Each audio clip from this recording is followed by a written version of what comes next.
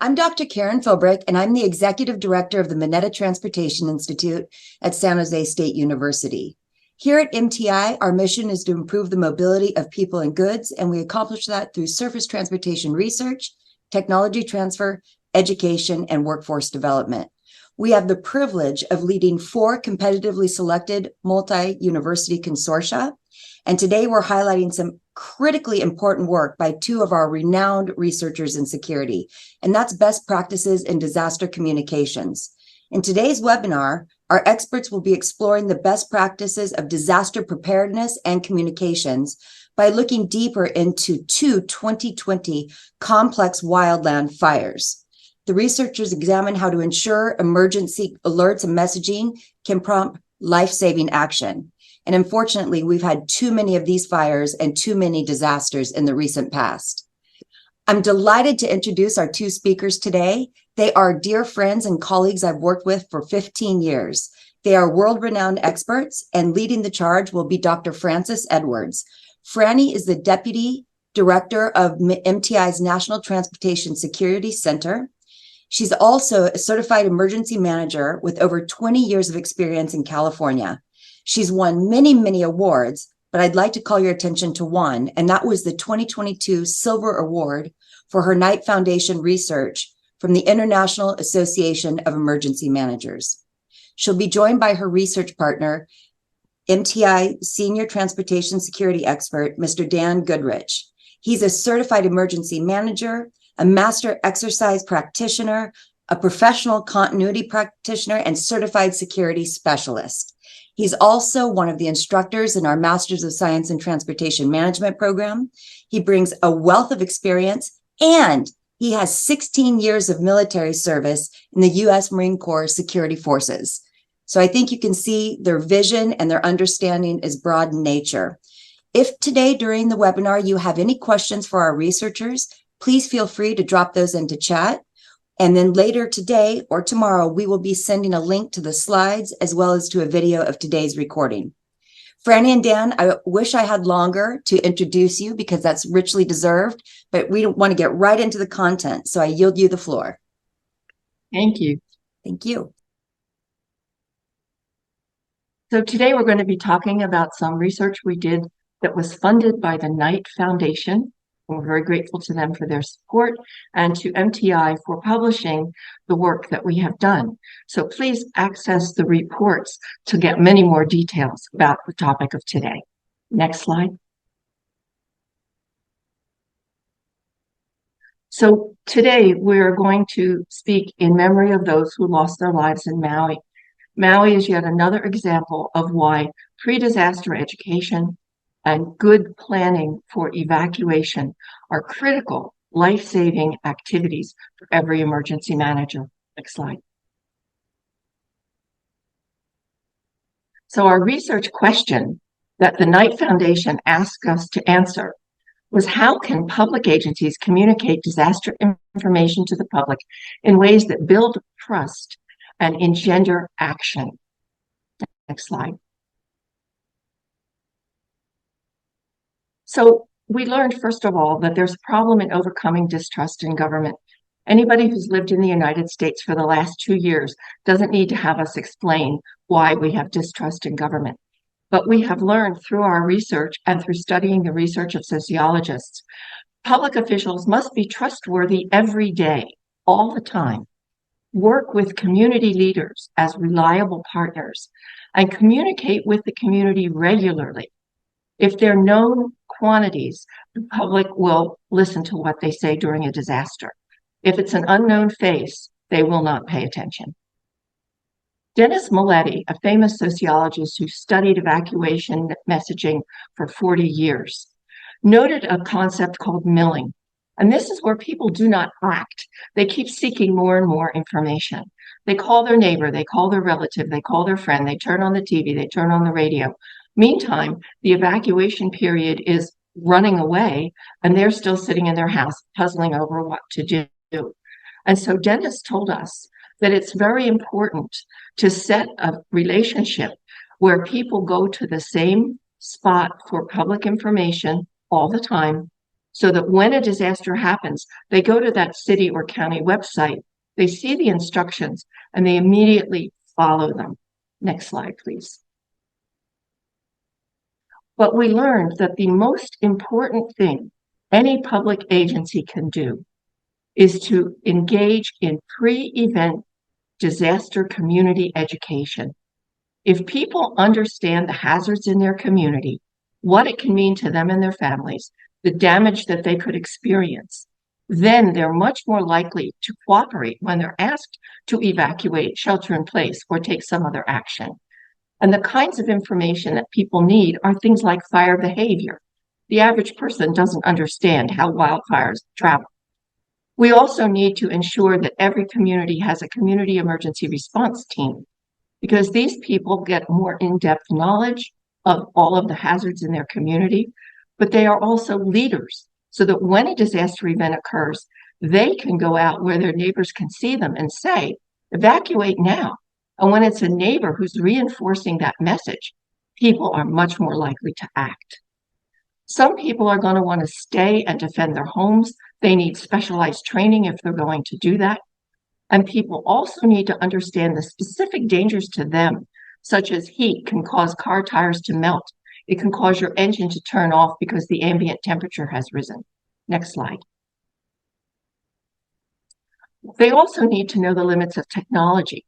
We know time after time in disasters across the United States, cell phones quit early. They're either overwhelmed, or the towers are damaged, or the power supply is ruined.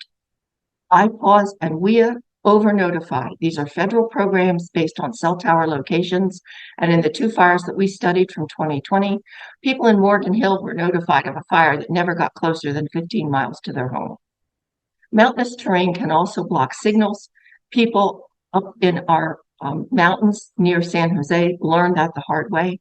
We know that ham radio, Muir's radio work even in disaster conditions, but you have to know where to set up the antenna, where to go for the signal. NOAA weather radio is the most reliable means of one-way communication. People have to be prepared to listen and act. Next slide, please. Could we go back one slide? So our report gives you 25 best practices that motivate action. There are rules for specific messaging, which includes pre-event outreach and education. And there are rules about messaging, highlighting regular, reliable communication from public safety agencies and elected officials. And a very important point, community languages and cultural competency must be the base for all of this outreach. Turn it over to Dan. Thank you. Next slide. Okay. So what happened was that we were looking at the technical side of this, and the first thing that came to mind was a phone app. It seems to be the common thing these days. The problem is that it was one, beyond the scope of this particular project, and two, we really don't think that it can be developed by one party. It's going to have to end up being developed, actually several different versions by different parties. And we'll get into that a little bit later on, because it's exactly what Franny was alluding to, with needing to have the confidence of the public at all times, but it's also a matter of who else do you use as an information source. So next slide. So we're looking at trying to create an information flow to the individual so that they can, through this app that we're referring to. The idea is that we consolidate the information at a central point so that they're no longer digging through the internet themselves, trying to piece together, what they think is going on or what might be going on in their immediate area. The problem, though, is that again, you go in and do a general search and maybe pulling up stuff from 2018. So again, it's a matter of trying to narrow down the information to something that's a little bit more relevant. Next slide. So this is where it becomes really critical. A lot of people seem to think that, well, can't you just come up with an app that's going to turn around and pull down all of that information from the internet and decipher it using artificial intelligence to turn around and come up with a course of action that I can then follow? The question is one, do you really want to follow a digital algorithm to that degree? I mean, you're talking about, staking your life on it in some cases. So it's a matter of turning around and having to process the information. AI has already proven that it can sometimes develop its own imagination.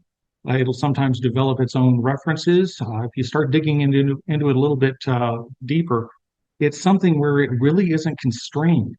And it really does not know the difference between reality and fantasy. And being in a digital world, it's whatever, garbage in, garbage out. So you really have to consider that. The important part of this whole process is that the sources that are being, that might be available at the time of an event, they're simply information. It's really nothing greater than knowing what the stock counter is for, let's say, Lockheed Martin, where you're turning around and you're looking at it, and it simply ticker tapes the top across, and you see it printing out 158. Well, what does that mean? What is it? What's the comparison to? So you're going to have a log that's been occurring before then for some period of time, just to give you an idea of what exactly that number represents. Is the stock going down? Is the stock going up? Is it, has it plateaued? What? So you, again, have to turn around and put it into some context. And the idea of an intelligence product is actually to take several different information sources, compare them against each other, try and weed out what is superfluous, and turn around and concentrate on what is more germane to what you're immediately looking at. The end product needs to be something that the person can actually use. So that means that it needs to be deciphered down into something that is actionable. And that's the primary difference with this, is that all that we're looking at doing is providing an information source that's centralized. The intelligence is still going to have to be provided by the end user. They're going to have to turn around and take in that information and then decipher what it means to them. And that really is a matter of trust. So next slide. So what we're looking at are multiple sources of information that are coming in off the internet. Some of them are going to be spot on. Some of them aren't going to be. The question is who do you trust? I mean, if you think right now about what you use as an information source, I'm sure if we did a poll, we'd find that we have some people that believe that CNN is the absolute gospel.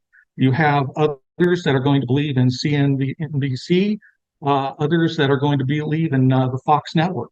So which one do you subscribe to? Which one do you believe? And it may be none of them. You may be turning around and subscribing to the United Nations, or not the, I'm sorry, the European news services. So as a result, who do you put in priority? Who do you dismiss?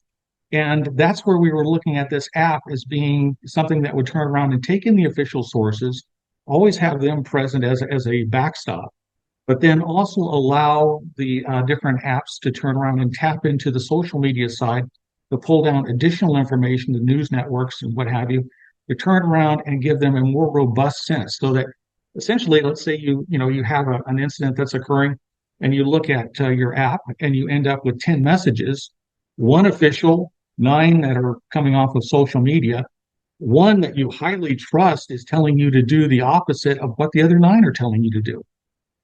It gives you, some options to turn around and interpret the information to determine what is most appropriate for your particular situation. Next slide. So I've run out of time at this point. I think I've addressed most of these things. The one thing I would like to identify, though, is that we have put a particular emphasis on the geofencing and the time limitations on this. So the idea is that we put a circle around whatever the event is and go out X number of miles. Anything outside of that will turn around and leave out of the app. Same thing with the time limitations. We can turn around and change that up to be 15 minutes, 15 hours, or what have you. But again, it depends on who is the actual developer of the app and who you trust to turn around and download that app from. So with that, I will turn it back over for questions. We have some questions that people have asked. Let me just note that the last 2 slides that in Dan's presentation show the technical information that the 2 professors we work with have developed So if anybody has connections in the IT world and would like to help get this app turned into reality, here's some basic information. So thanks for that. So we had 17 questions that came in advance of the talk today. We tried to incorporate some of the answers into our presentations, but we also have several that we thought we would try to address. So there was a question on how to build communication and trust before so people act on the messaging. And the two keys seem to be, first of all, to have a trustworthy government day to day, and also to have a certain community leadership capability so that on a daily basis, people believe what they see on the fire department webinars or on the police department webinars, and they have the resource in their own community of a certain member who can give them more information from somebody they will see generally as a reliable source. So CERT's role is both to help with pre-disaster education in their community, hold little community meetings, give out flyers, and also to develop disaster community leadership so that people know at the time of a disaster, this team will be available to help them with light search and rescue, with first aid, with other puzzling problems, or the evacuation is the order of the day to help them with that as well. We also learned that people need to know their evacuation routes ahead of time. San Mateo County developed something called Zone Haven, which was then bought by a commercial entity and is being adopted by other counties. But Zone Haven is a pre-planned list of maps that shows possible disaster evacuation routes. Waze and social media are highly unreliable.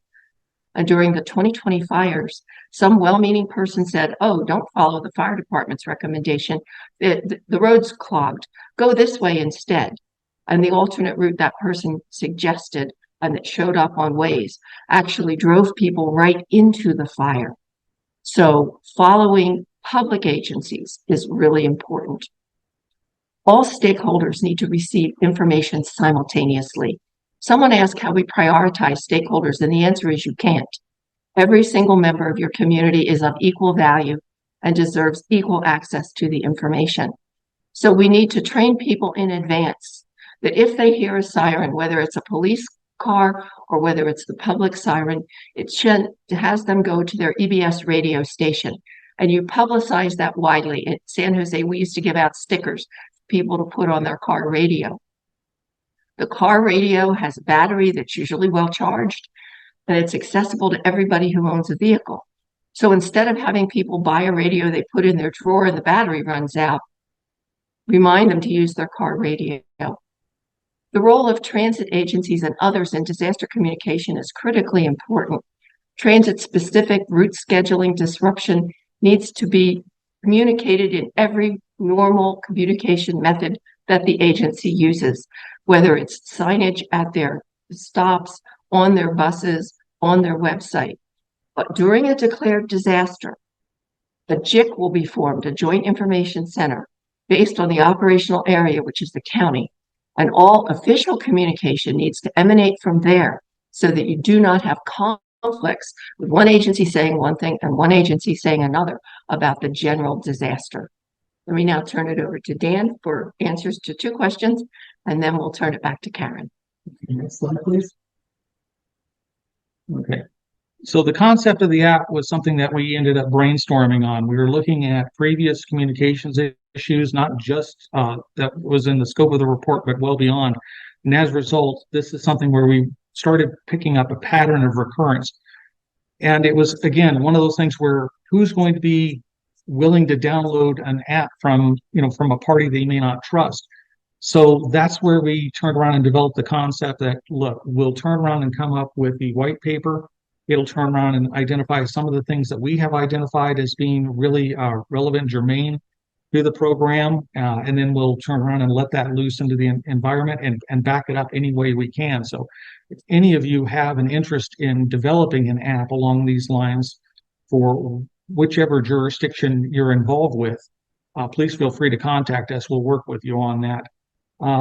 But again, it's going to have to be an open-handed kind of thing. The other question that we have here is dealing with multiple languages. Yes, that is something that we strongly encourage. The question that comes into play is again, what does the app developer want to turn around and tap into as a source? And again, that's something where on the technical side, we can give you, a little help with. But again, it's a matter of what the developer ends up trusting. These programs, these algorithms are constantly being changed and updated, further development. I mean, if you turn around and go back and look at where we were even 5 years ago, you'd be amazed at how much technical, progression has been made in the development of these different things. And as a result, you may end up with a developer that'll switch from one language application to another, because it ends up being, a bit better. So, again, it's something where we're trying to develop this more as an open-ended, side instead of a one point. There was one other issue that came up with a single point of issue with this kind of a software, and that is that it has a limited shelf life.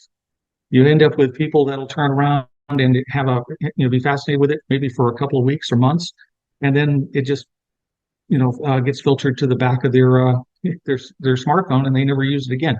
We need to have something that is interactive, something where the person is going to be using it on a daily basis, so that there is that confidence being instilled in them. And it's something where the familiarity with the program becomes that much more robust. So with that, All right. Well, we've got some more questions that have been submitted during your very interesting and informative talk. I'm going to read them verbatim. So from Jeff Hare, who's a fellow Rotarian and an instructor here on campus, his question: if self-service is so vulnerable to early failure, how is an app going to prove reliable? Well, the answer is it won't.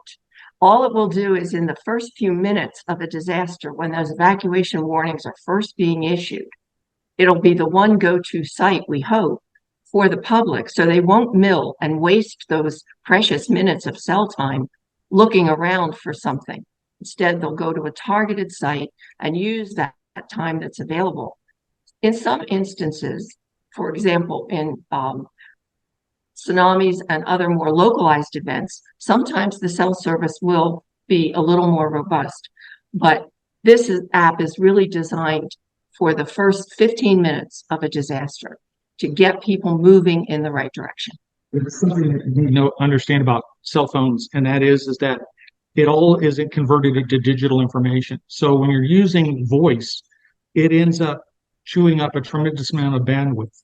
On the other hand, if you're talking about text, it's a micro blip, and you're far more likely to get a text message through than you are actually a phone call through under those circumstances. It's the same thing when it comes to the digital information flow.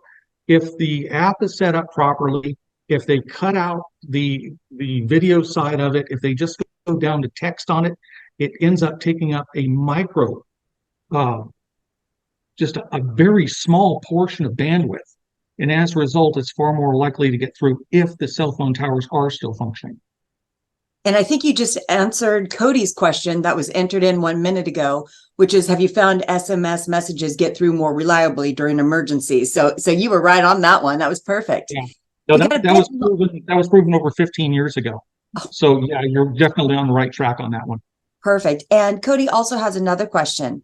Specifically, my company's software, Simplify Transit Alerts and Subscriptions, helps transit agencies efficiently create and broadcast service alerts via SMS, email, trip planning apps, agency website, and digital signs, all accurately and automatically translated into the agency's LEP language. I don't even know what that means.